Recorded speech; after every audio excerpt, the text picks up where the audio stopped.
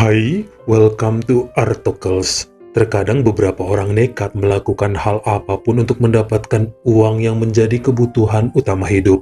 Apalagi jika sudah tersudut, pasti muncul aja ide kepepet yang terpenting dapat duit.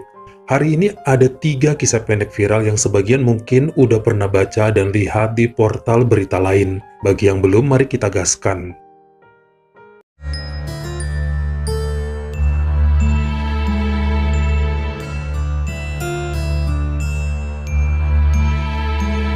Timothy Allen Johnson adalah seorang pria berusia 61 asal Spalding County, Georgia, Amerika, yang tinggal seorang diri karena istrinya sudah lama kabur dengan pria lain. Dia punya 1 putra yang udah nikah dan memiliki 4 orang anak. Tinggalnya nggak jauh dari kediaman Timothy, namun jarang bertemu karena pada sibuk dengan aktivitas masing-masing.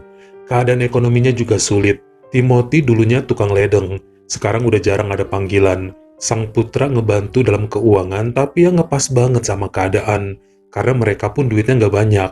Anaknya bekerja sebagai pemotong pohon. Lucunya kan ada banyak nih, situasi ekonominya juga labil karena banyak pengeluaran. Sejak pertengahan tahun 2017, putranya Timothy memiliki masalah dengan dokumen tanah tempat rumah mereka dibangun yang mulai menjadi sengketa dan butuh dana pembayaran untuk menyelesaikan sengketa tersebut. Coba pinjam ke bank, namun bunganya lumayan tinggi dan hanya sanggup menabung serta cari pinjaman lain supaya nggak diusir dari kediamannya. Tentu aja Timothy nggak tega kalau putra, menantu, dan cucu-cucunya harus angkat kaki. Sementara rumah yang dia tempati pun merupakan rumah lama yang udah banyak kerusakan sana-sini dengan jumlah kamarnya 2 biji doang. Nggak bakal muat kalau nampung mereka semua di sana. Makanya dia mau ikut berjuang untuk bisa mendapatkan uang supaya bantu nabung untuk mempertahankan properti anak cucunya. Timothy diketahui mulai ikut ngasih duit pada putranya di bulan November 2017. Masih telepon-teleponan sama cucu pada Rabu 6 Desember 2017. Kemudian menghilang tanpa kabar. Putra dan menantunya mencari ke kediamannya namun kosong dan handphonenya pun gak bisa dihubungin. Dalam masa beberapa hari ditunggu dan dicari ke rumah kerabat lain namun gak ada kabar.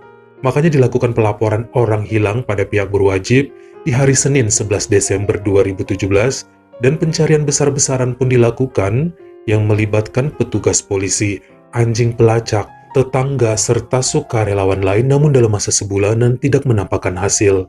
Tapi mereka menemukan mobil lelaki tersebut di halaman sebuah gereja bernama Crestview Baptist dan ada handphonenya di dalam, tapi Pak Timothy-nya tidak ditemukan.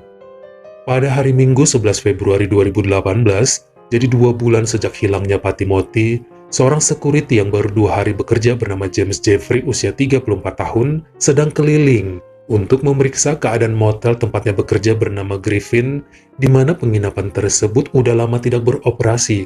Namun setiap kamar yang ada di sana masih lengkap isinya, dengan kasur, kursi, dan peralatan lain. Rencananya motel tersebut akan direnovasi menunggu pemilik barunya datang ke Spalding. Namun saat James sedang keliling memeriksa, ternyata kamar nomor 16 nampak pintunya sedikit terbuka yang bikin dia curiga. Lalu mulai ngecek ya untuk masuk ke sana. Lelaki itu kaget saat melihat beberapa perlengkapan yakni telepon, lampu meja, ketel, dan alat lain seperti menghilang dari sana. Yang paling bikin dia luar biasa shock adalah terciumnya bau busuk super menyengat dari kamar itu. Dia coba periksa keliling bentar dalam kamar namun kemudian keluar lagi karena keburu muntah-muntah nggak tahan. Lalu menelepon 911. Dalam hitungan menit aja pihak kepolisian datang untuk menyisir tempat tersebut. Sempat kebingungan cari di bawah kasur, kamar mandi, atas plafon, namun tidak menemukan apapun yang menjadi penyebab aroma busuk tersebut. Sampai seorang petugas dengan jeli mengintip sedikit ke dalam tembok dekorasi kamar yang ada di antara ruang tidur dengan kamar mandi. Nampaklah tubuh manusia yang sudah menghitam tidak bernyawa, terjepit dalam tembok dengan posisi berdiri dan langsung menghubungi petugas damkar untuk dilakukan pembongkaran. Beberapa hari kemudian diketahui tubuh tersebut adalah Timothy Allen Johnson yang dinyatakan hilang 2 bulan sebelumnya. Lalu apa yang terjadi pada beliau? Inilah kesimpulan yang diumumkan oleh pihak kepolisian Spalding County. Di antara tanggal 6 sampai 11 Desember 2017, Timothy masuk ke motel terbengkalai Griffin lalu coba mendobrak beberapa kamar untuk mencuri perlengkapan yang ada di dalamnya. Dia memarkirkan mobilnya di sebuah gereja yang terletak tepat di sebelah motel, memanjat pagar tinggi dan berhasil masuk ke kamar nomor 16, bahkan sempat bolak-balik membawa lampu meja, telepon, dan alat lain ke bagasi mobilnya. Sampai kemudian kepikiran untuk mencuri kabel tembaga dari kamar itu. Kalau dijual harganya cukup tinggi. Nekatlah dia masuk ke celah sempit dalam tembok di mana kabel berada sambil ngebawa tang dalam sakunya. Namun naas nampaknya celah tersebut terlalu sempit dan membuatnya kehabisan nafas. Apalagi setelah sempat memotong kabel semuanya jadi gelap gulita hingga sulit bagi Timothy melanjutkan aksinya. Dia mau keluar pun susah. Dengan tinggi badan 175 cm dan berat 80 kilo, membuatnya udah keringetan dan kehabisan tenaga sejak awal. Dia terhimpit di sana karena udah sempat masuk sedalam 2 meter.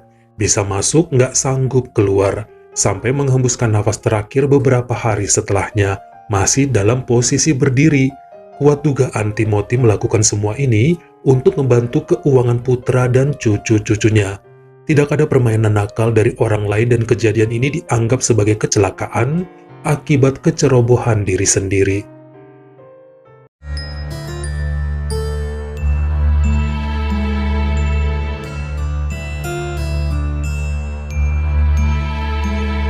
Kisah kedua, kita menuju ke wilayah bernama Ernakulam di negara India dan bertemu dengan Ibu Bina Paul yang di beberapa artikel disebutkan berusia 43. Sebagian bilang usia 46. Jadi antara segitulah ya usianya. Sang suami bernama Jiju dan mereka memiliki 3 orang anak. Yang paling tua seorang putri bernama Famina usia 23 tahun, bekerja pada sebuah pabrik di daerah Trisur yang jaraknya sekitar 70 km di luar kota Ernakulam. Gadis itu yang ngebantu keuangan keluarga dan juga ngebiayain pendidikan adik-adiknya. Suami Bina dulunya bekerja sebagai penggali sumur, namun sejak pandemi malah sakit-sakitan mulu, hingga akhirnya pun banyakan nganggur. Sementara Bina sendiri jualan bumbu masakan di pasar Perambafur, tapi nggak tiap hari, karena pasar di situ bukanya 3 kali seminggu. Ada ya pasar buka seminggu 3 kali ternyata. Di awal bulan Mei 2020 saat masih dalam kondisi pandemi, ternyata Bina mendapat kabar dari putrinya di Trisur bahwa dia sakit dan jarang masuk kerja hingga sementara nggak bisa bantu transfer uang untuk orang tua. Namun ibunya nggak keberatan, yang terpenting Famina bisa jaga diri. Diusahakan tetap sehat biar kerjanya lancar. Dan kalau nggak sanggup pulang dulu aja ke rumah biar ada yang ngurusin. Namun gadis itu nampaknya nggak mau bikin susah orang tua dan tetap maksa bekerja supaya tidak menjadi beban. Makanya ditahan-tahanin tetap di kamar sewanya sambil melakukan karantina mandiri. Pada pertengahan bulan Juninya ternyata sang putri menghubungi lagi dan bilang dia udah 2 bulan nggak bayar uang sewa karena cuma dapat gaji sedikit yang sanggup nutupin makan dan biaya lain. Dananya masih kurang sekitar 400 rupiah atau 720 ribu rupiah. Udah coba pinjem sama temen-temennya tapi lagi pada kesusahan semua. Makanya nanyain sang mama, siapa tahu punya simpanan atau bisa bantu cari orang yang mau minjamin tanpa bunga yang tinggi. Seandainya ada. Kalau nggak ada juga sih nggak apa-apa. Namun namanya hati seorang ibu ya pasti dia mau ngusahain kalau anaknya sedang kesulitan. Oh, kalau udah gajian juga bakal langsung diganti sama Famina yang nggak mungkin lah berbohong. Kenyataannya pada Senin pagi 15 Juni 2020, putrinya nelpon lagi dan nanyain apakah uangnya udah ada atau belum. Karena dia udah kena ultimatum dari induk semangnya bahwa di hari tersebut ditunggu sampai jam 3 sore.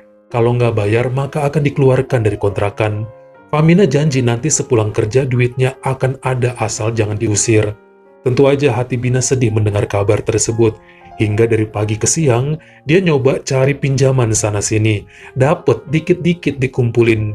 Yang begitu cukup 400 rupiah, dia pun langsung meminjam motor tetangga untuk pergi ke Bank Baroda cabang Perambafur yang berjarak sekitar 6 km lah dari rumahnya. Dia cukup panik dan terburu-buru. Selanjutnya langsung masuk dengan bergegas sekitar jam 1 siang dan sempat mengantri beberapa menit. Sayangnya, saya nggak bisa tampilin video CCTV-nya di sini. Kamu bisa lihat ada banyak di sosmed termasuk YouTube mengenai kejadian selanjutnya. Di mana saat sedang di meja teller, tiba-tiba Bina terkaget saat merogoh kantongnya dan tidak menemukan kunci motor. Ternyata dia lupa narik kuncinya. masih nempel di motor di parkiran dan langsung lari terburu-buru berniat mengambil kunci itu. Namun naas bagi dia malah nabrak pintu kaca bening bank tersebut yang langsung pecah dan membuat Bina terduduk sesaat di atas pecahan kaca yang masih menempel. Itu artinya pecahan tersebut menusuk dan merobek bagian perutnya hingga noda merah menetes kemana-mana. Dia sempat terhuyung. Beberapa nasabah dan staf dari bank pun coba menolong dan mendudukkannya di kursi, membalut perutnya dengan kain, lalu membawanya segera ke Rumah Sakit Umum Perumbafur beramai-ramai. Namun 3 jam kemudian, nyawa Bina Paul dinyatakan tidak terselamatkan. Berasa banget ya perjuangan seorang ibu pada anaknya. Walau keluarga sangat sedih, namun kenyataan harus diterima. Pihak dari Bank Baroda tidak mendapat tuntutan apa-apa atas peristiwa tersebut.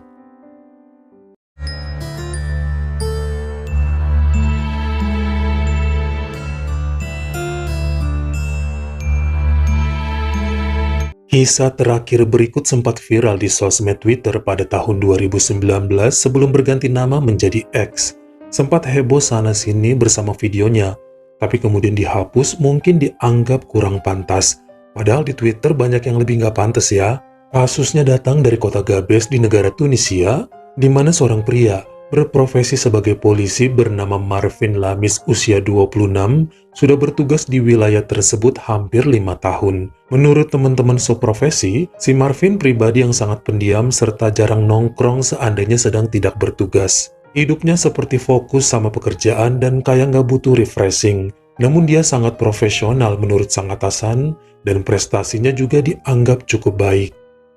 Marvin tinggal di sebuah flat sederhana seorang diri, namun orang tuanya sering datang juga mengunjungi ke sana dari luar kota, dari wilayah El Kef, di mana pada bulan Agustus 2019 ada penyewa baru di situ bernama Amli Masturi usia 42 yang asalnya juga dari El Kef. Mereka bertegur sapa, saling ngobrol dan menjadi dekat karena emang satu kampung. Amli ini keturunan Itali dan Tunisia. Sudah menjanda dan bekerja sebagai pedagang baju. Dia sangat menyukai Marvin yang pendiam karena kemisteriusannya bikin penasaran. Dia usahain selalu menggoda dari chat, telepon, atau jika bertemu langsung. Kalau sebelumnya polisi itu nggak pernah kenalan sama cewek yang agresif, ternyata sama Amelie mau juga dia. Soalnya perempuan lain kan kebanyakan minta dikejar, sementara Marvin introvert dan takut memulai duluan. Akhirnya jadi akrab dan bermodalkan semangkuk sup tiap hari yang dibawain, akhirnya perempuan itu jadi sering masuk ke dalam kamarnya. Marvin yang tadinya hobi nunduk-nunduk sambil meluk guling, sekarang dipaksa meluk Amelie. Lakukan apapun terserah karena perempuan itu pun udah nggak sabar pengen banget diserang sama kejantanan si polisi. Kenyataannya Amelie kemudian menemukan beberapa hal yang menurutnya aneh pada laptop milik Marvin saat pemuda itu sedang pulas ketiduran. Pendiam si orangnya ternyata tontonan dan situs yang sering dibukanya lumayan bikin bergidik. Bukan hanya diperuntukkan buat orang dewasa, namun hal yang cukup ekstrim dengan alat dan benda-benda yang menakutkan. Saya nggak bisa jelasin di sini. Yang pasti bikin Amelie merinding namun di waktu yang bersamaan ngerasa tertantang. Beberapa hari setelahnya, perempuan tersebut sempat cerita sama sepupunya tentang pacar barunya dan juga penemuan aneh pada laptop Marvin yang justru bikin cekikikan. Bukannya apa, Amelie ngerasa pernah tahu kok tentang hal-hal aneh saat bercinta dan mikirnya itu cuma ada di film-film. Makanya saat tahu cowoknya suka yang begituan, kok kayak pengen nyoba dan ngewujudin sesegera mungkin. Pada 6 Oktober 2019, Amelie tanpa sengaja mendengar Marvin menerima telepon yang nampaknya dari seorang wanita yang coba ngerayu. Perempuan itu marah dan gak suka cowoknya teleponan sama cewek lain. Soalnya dia kan tua dan keriput. Pasti ketakutan lah kalau Marvin tergoda sama yang lebih muda, bening, dan bercahaya. Memiliki Marvin baginya kayak ngedapetin jackpot, jadi nggak boleh dilepas. Makanya dia pun langsung ngaku bahwa benar-benar serius dan berharap polisi tersebut mengajaknya menikah secepat mungkin. Marvin sempat kaget karena belum kepikiran ke arah sana. Toh mereka pacaran juga belum 2 bulan, tapi bagi Amelie dia siap kapanpun dan buat apa pacaran lama-lama jika sudah cocok. Dari sini juga wanita itu ngaku bahwa dirinya punya masalah di rahim dan nggak bisa memberi keturunan. Namun walau nggak bisa ngasih anak, bisa kok ngasih enak. Akhirnya dia juga ngaku bahwa pernah ngebuka laptop Marvin dan ngeliat apa aja fantasinya dalam berhubungan di atas ranjang. Siap melakukan itu semua. Yang penting si polisi bisa menjadi miliknya, seutuhnya tanpa dikurang-kurangin. Meskipun terkejut, akhirnya Marvin janji nggak akan ada wanita lain yang mengganggunya sejak saat itu. Pada malam Minggu 12 Oktober 2019, dikatakan mereka berdua mampir ke sebuah klub untuk minum dan pulang ke flat dalam keadaan mabuk yang sempat ditegur oleh penghuni lain saat naik dari tangga. Setelahnya terjadi hubungan tercela yang dahsyat dalam kamar menjelang jam 11, dan tetangga dikagetkan 30 menit kemudian karena Marvin teriak-teriak sekuat tenaga di depan pintunya tanpa menggunakan pakaian. Penghuni lain sebagian berhamburan mendekati, sebagian nelpon polisi, dan ada juga yang cuma ngintip-ngintip kepo tanpa keluar rumah sambil merekam-rekam. Ternyata baru sadar ceweknya udah tidak bergerak dalam kondisi tanpa busana juga. Anehnya, ada gagang sapu yang ijuknya warna kuning masih nempel di area intim. Banyak cairan merah juga. Agak canggung saat mengangkat tubuhnya. Di rumah sakit Ben Sasse, nyawa Amelie dinyatakan melayang karena kerusakan parah pada intimnya dan juga banyaknya cairan merah yang keluar. Marvin mengaku salah atas perbuatan tersebut yang kelewat batas, hingga dia pun diberhentikan dari pekerjaan. Marvin dihukum 12 tahun penjara karena terkena tuntutan tingkat 2, yakni penghilangan nyawa tanpa sengaja. Saya nggak bisa jabarkan panjang lebar apa yang terjadi di kamarnya kala itu. Yang pasti, ini semua keinginan Marvin yang disetujui oleh Amelie karena fantasinya adalah melihat benda-benda besar dan panjang bisa masuk ke dalam anuan. Bagaimana menurut kamu? Mana dari 3 kisah tadi yang bikin ikutan menggigil ngebayanginnya? Kalian komen di bawah. Kalau kamu suka sama video ini, jangan lupa klik like serta tombol share-nya.